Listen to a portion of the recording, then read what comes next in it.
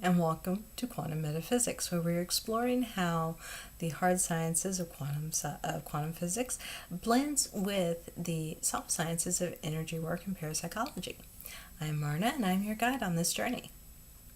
So the main reason most people find this channel is because you're interested in manifesting things into your life. You want to use the law of attraction or the prosperity gospel or any of the numerous other manifestation techniques out there. And that's okay. I mean, that's what brought a lot of people into this. It certainly is what got me into exploring this aspect of the arm of being a psychic. So, if you've watched the previous video, then you understand why energy practices work. We've talked about the quantum physics, how quantum particles affect physical reality, and we've talked about how perceived reality determines what is going on around us. So now let's take a look at the how.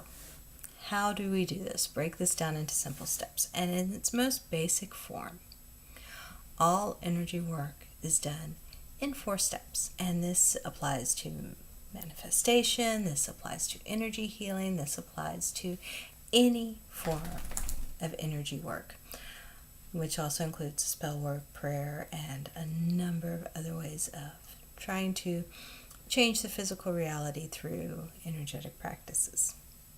So the 4 basic steps are: define your goal, focus your will, set the energy into motion, and then allow the work to happen. And it really is that simple. But sometimes people have a hard time grasping certain aspects of this. So I like to use the analogy of ordering a meal at a restaurant to illustrate these steps. So the first step is we are defining our goal. When you decide to go out to eat, you have to make several decisions immediately off the bat. Are you doing dine-in or takeout? Are you going for upscale or are you going for McDonald's? American, Italian, Chinese, Thai. What's your cuisine preference? What are you craving at the moment? Random energetics do tend to have effects in physical reality in my life, and that was one of them. Sorry about that. But once you have decided what it is you want, then you can decide, what restaurant am I going to? Or you can go online and start looking at menus. Select what it is you wish to have. Define your goal. Now we follow these exact same steps in energy work. What is your desired result? Not the broad strokes. I mean, the exact result. It is really, really easy to say, I want to have $1 million in the bank account. What does that mean? I mean, money is just another form of energy. What does having $1 million of an energetic form really mean? How does that look in your life? Do you truly want to have more money in your bank account? Or are you wanting some aspect of your life to change and you perceive having that money as a way of getting there? Are you trying to make sure you never have to worry about paying bills again? Are you trying to make sure that you have more leisure time, more time to spend with your family and your friends? Would you like to be able to travel the world? What is it that you truly have as your goal? Because let me tell you, once you set a goal and take off the limitations of it has to come into my life in this way, it has to look this way, then that goal can manifest in ways you never expected. So, the more precise your visualization of your goal is, the more precise your results are going to be. And at the same time, the steps of how that result occurs stop mattering. And quite honestly, attempting to control how the manifestation happens just slows it down. You don't want to go there. So, that's step 1. Define your goal. Step 2. Sorry, I have the sun rising and shining in my face right now. It's affecting the lighting. Step 2 is focusing your will. Now that you've chosen what you want from the menu of life, the next step is to determine the shape of the request. You have to go to the point where you can make your request, you have to be physically talking to the server, right? On the phone, online, in some way, you have to be communicating your request out. You frame what you're going to say. You put thought into, okay, I'm going to order a double number 3 with no onions and extra carrots. That is framing your will. You make the decision to physically open your mouth, produce the phonemes, the sounds that are conveying this information. Now, while this is something most of us don't think about at all when we're ordering food, it's a crucial part of energy work, and it is something you must be aware of for your energy work to be successful. You have to focus on your desire. You have to put forth the effort of bringing it into your physical reality. Again, this is not the time to sit on your sofa and wait for $1 million to drop in your lap. You must focus your will on achieving your desired result. Then you put in the work to enable that desired result to come to you. So if you're attempting to bring a person into your life, which a lot of us do, are we making room for them? Is there space in your closet for them to hang their clothes? Is there time and space in your life for you to be with them? If there isn't, then what is it you're really energetically bringing in? So, that's step 2.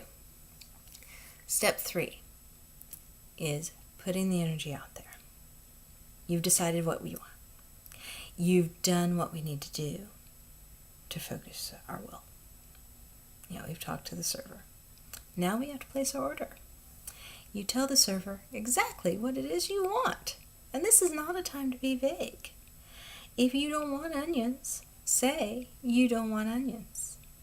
If you want double meat, say you want double meat. Be specific about exactly what you want delivered on the plate of life. And how we place our request to the universe largely varies depending on how we view the universal consciousness and divine source working in our life. One of the most common ways of putting this out is through prayer. Praying to the deity of your choice is releasing that energy into the universe with a good helping, a focused will behind it, because many people, sit there and put a lot of thought into the prayers that they're doing. Other people use physical tools to combine your focus and your release, such as burning a candle with an oil on it, or chanting a mantra or an affirmation. The method of delivery of the energy into the universe is only important because it impacts how you view it working. This is determined by your individual belief and faith system. But let me tell you, lack of belief will prevent the focus you need to control your energy work. You cannot place your order with the waiter if you're sitting there telling the waiter that existentially he doesn't exist. One of the hardest aspects of energy work is letting go of control. And once we place our order, do we go running through the restaurant to chase the server down to change it 15 times and give extra instructions? Do we sit there and say, I need my chicken breast to be exactly 160 degrees on the inside, don't let it be more than 5 degrees above or below that? That would be a bit disruptive to the cooking process, wouldn't it? Energy work is the same. Once your will has been focused, once the desire has been put out to the universe, you gotta let it go. And that brings us to step 4, allowing the work. To allow the work to happen is to get out of the way. Let the energy bring the physical results into alignment with your desired goal. The server is taking our order, the cook is working on it in the kitchen.